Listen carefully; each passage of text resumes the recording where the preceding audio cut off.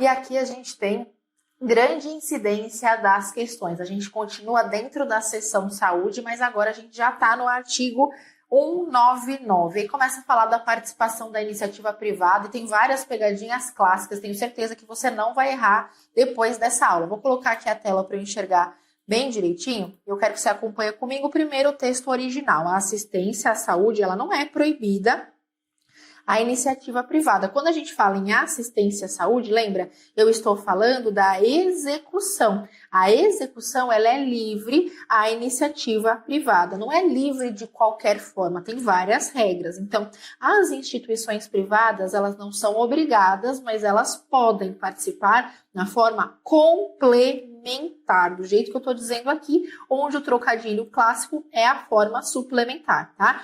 Tem que seguir as diretrizes do próprio SUS, tem que ser mediante contrato de direito público ou convênio e ainda preferência às entidades filantrópicas e sem fins lucrativos. Preferência, não é proibido, é preferência. Então aqui a gente tem algumas regras. Primeira, existe a autorização da participação na iniciativa privada? Sim, até porque está dizendo aqui em cima que ela é livre, desde que aconteça na forma complementar, obedecendo às diretrizes do SUS, na forma de contrato de direito público ou convênio e com preferência às entidades filantrópicas, tudo bem? E a sem fins lucrativos. É o que manda aqui no 199, que cai um monte de questão sobre isso. E agora algumas observações, ó.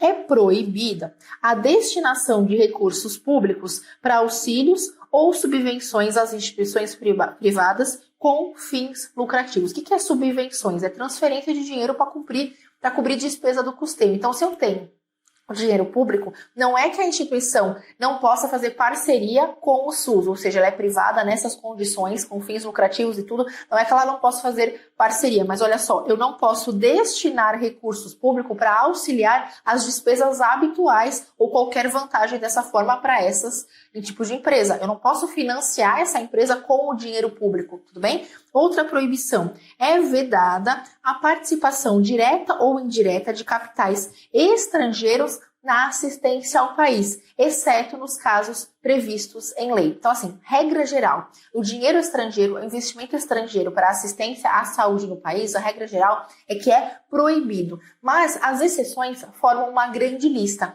E essas exceções, elas estão na outra lei, na primeira lei orgânica da saúde, onde a gente encontra ali uma lista de exceções que vão contrabalancear e te fazer escorregar se você não prestar atenção do jeito que isso está colocado, sendo posto isso no seu enunciado, na sua alternativa, tudo bem? Então, regra geral, sim, o dinheiro estrangeiro ele é proibido para investimento na assistência à saúde do país, exceto toda aquela lista que está na lei, que a gente vai ver a primeira lei orgânica da saúde, que é a lei 80, 80, 90, tudo bem? Coloquei aqui só para você ver quais são essas exceções que a gente vai estudar com calma depois na devida lei, mas para você não ficar perdido, tá? Então, como é que tá isso aqui lá no artigo 23? Aqui a gente tá na lei 80, 80, 90, aqui a gente está tratando das exceções.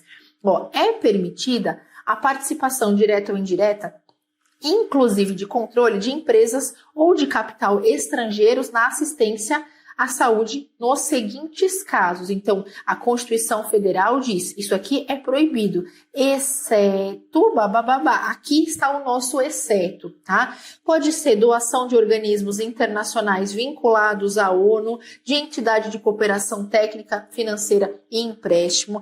É permitido, então, nessa lista de exceção, pessoas jurídicas que vêm aqui para instalar, operacionalizar ou explorar o quê? Hospital geral, até mesmo filantrópico, hospital especializado, policlínica, clínica especializada, ações e pesquisas de planejamento familiar, que é onde chove a maioria das questões quando colocam essas exceções. Serviços de saúde que são mantidos sem finalidades lucrativas para atender os seus próprios empregados e dependentes sem ônus para a Seguridade Social e ainda outros casos em legislação específico, que dá a brecha aqui, então, para outras leis trazerem mais detalhamento. Então, de novo, regra geral. Isso aqui a gente vai decorar quando a gente for estudar a Lei 80, 80, 90. Regra geral, não é pré-requisito, não é proibido totalmente esse investimento estrangeiro. Só que na Constituição diz, a regra geral básica é proibido, e as exceções vêm na Lei 80, 80, 90. Mas isso não é absoluto, por causa da lista de exceções. Se não tivesse exceção nenhuma, proibição absoluta. Isso não é real, só cuidado com o jeito que está escrito na alternativa ou no enunciado. Aí você não erra mais, tá? Mas esse detalhamento a gente vê na aula específica, só saiba que tem essa lista de exceções. Ainda dentro do 199, para a gente emendar com o 200, ó.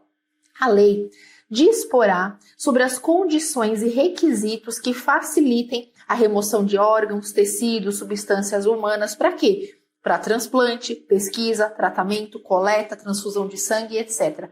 O que eu preciso decorar daqui? Simplesmente que vai ter uma lei específica que vai tratar desse assunto. Aqui a gente está na Constituição Federal, aqui a gente não está em detalhamento de praticamente nada. Até mesmo as diretrizes, nós vimos no começo do 198, ele deu ali 3 grandes diretrizes que depois vai ser totalmente destrinchado em formas de princípios lá na Lei Orgânica da Saúde, e também na segunda lei também, que trata da participação da comunidade. Então, isso vai ser detalhado depois. E aqui, novamente, ele levanta um assunto e diz, vai ter uma lei que vai tratar disso posteriormente. Só para você saber que consta, já que o assunto é vinculado, sim, com a saúde. Lembrando que é a Força Aérea Brasileira que realiza o transporte aéreo de órgãos, etc., para transplante, só a fim de curiosidade. Vamos para o nosso artigo 200 aqui, ó. Aqui a gente vai tratar das atribuições do SUS. É uma listona, a gente tem que memorizar, a gente tem que se acostumar com o que está escrito, e aí a gente vai e volta várias vezes que for necessário ao longo das questões para fazer essa memorização, tá?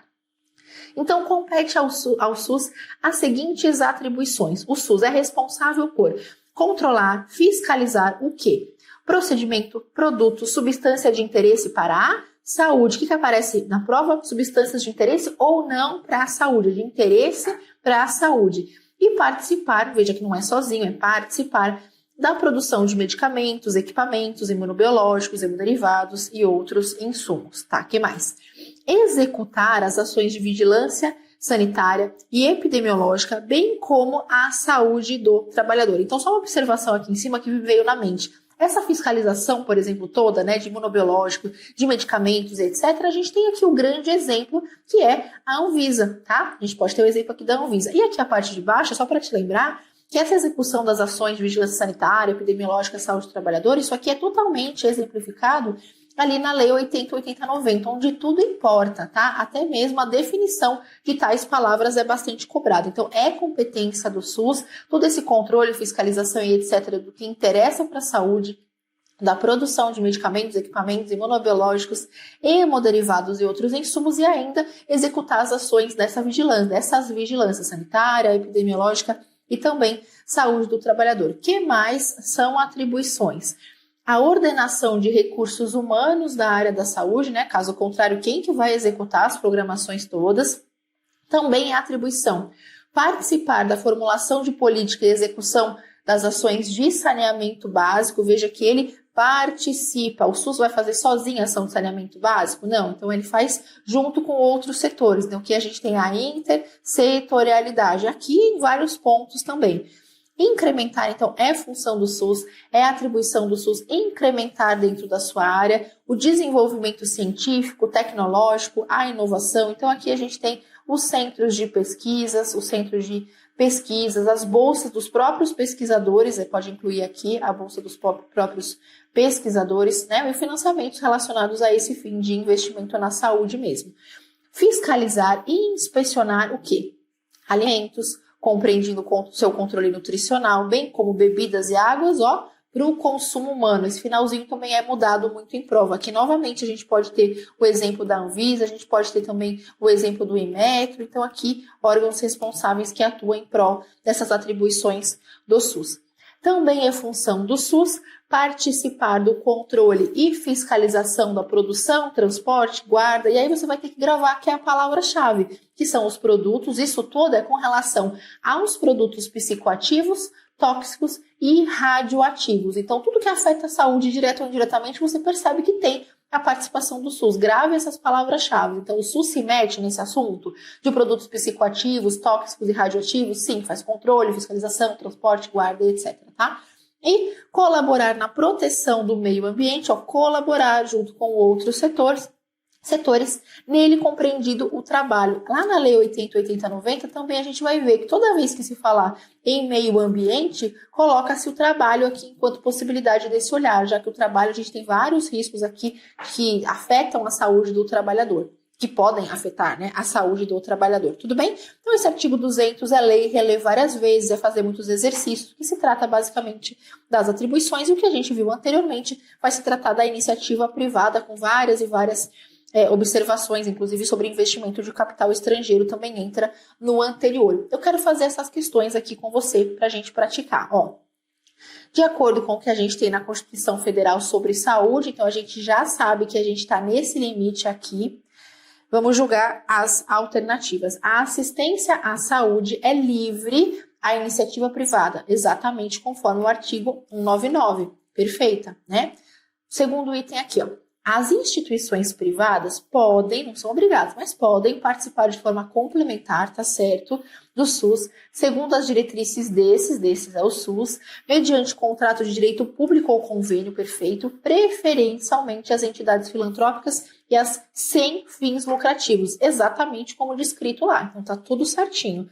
Vamos julgar a terceira. A gente já viu que a gente tem duas certas aqui iniciando as questões, né? O Estado deve fomentar quer dizer incentivar, né, a destinação de recursos públicos para auxílios ou subvenções às instituições privadas com fins lucrativos. A gente viu que essa destinação de verba para isso, ela é vedada, e não fomentar, deve vedar, deve proibir ou algo assim, tá? Então essa terceira aqui tá errada, então a gente tem a letra D. Mais uma aqui, ó. Assinale a correta sobre o 199, veja que a gente está mesclando aqui o 199 e com o 200 também. E o assunto é a iniciativa privada. Letra A. As instituições privadas podem participar de forma complementar do SUS, mediante contrato de direito público ou convênio, sem estabelecimento de preferências. A gente viu que tem preferências às entidades filantrópicas e tem preferências de sem fins lucrativos, certo? Então, aqui a letra A não condiz. Letra B. A lei disporá sobre as condições, vai ter uma lei específica que vai tratar desses assuntos aqui. Quais assuntos?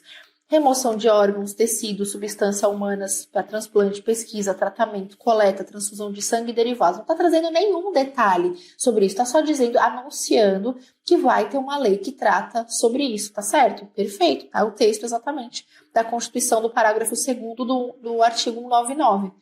Olha a letra C. É facultativa a participação direta ou indireta de empresa ou capital estrangeiro na assistência à saúde ao país. Então, como que é o enunciado? Eu estou falando da Constituição Federal. A Constituição Federal diz que é proibido, vetado. Tem as exceções na Lei 80.80.90? Tem, mas a base é a Constituição. Então, aqui é proibido, vetada essa participação, vedada essa participação, tá bom? Letra C, não. E letra D, que a gente já sabe também que não, é proibida a destinação de recursos públicos para auxílio ou subvenções às instituições privadas com ou fins lucrativos. A gente tem lá no parágrafo 2º essa proibição de destinação de recurso público para as instituições privadas, só que é com fins lucrativos. Com esse sem aqui não existe no texto original. Então aqui, errada, a gente já tem a nossa resposta. E por fim, para a gente encerrar com chave de ouro, qual é o conteúdo do 196 da Constituição Federal? Olha como é que ele trouxe, né? Ele traz aqui o grande direito da saúde às pessoas. Ele traz que a saúde é direito das pessoas, né? E é dever do Estado, tá? E aí ele fala que o Estado vai fazer políticas públicas, vai reduzir riscos e etc. Esse artigo 196, que eu já sei que o assunto dele é saúde. Eu falo sobre educação gratuita? Não. Eu determino que a segurança pública, eu falo de segurança pública? Não. Eu asseguro o direito à saúde como um dever do Estado? Opa, aqui sim, né?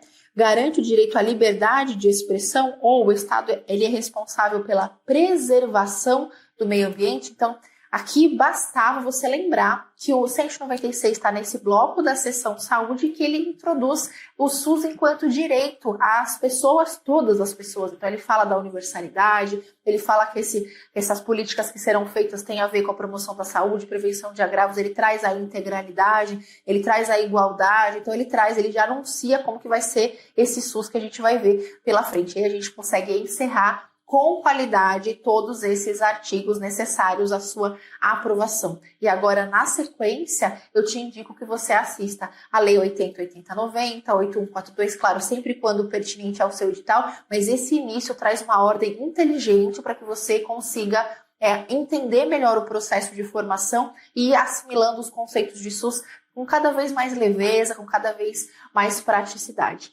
Tudo bem? Espero que tenha sido ótimo para você, que você, se tiver dúvida, por favor, ou me pergunta pelo fórum, ou ainda você pode me acompanhar e me perguntar livremente lá pelo direct, @enfermagem e SUS. Será um prazer te ajudar, te acompanhar nesse processo e que você tenha resultados excelentes. Vale a pena se dedicar nesse processo de preparação para que o seu resultado seja assim, para valer assim cada centavo, cada minuto, sabe? Cada momento de dedicação. Então, isso vai ser fruto do que você plantar a partir do momento que você decide prestar um concurso, tá bom? Um enorme abraço para você. Até mais.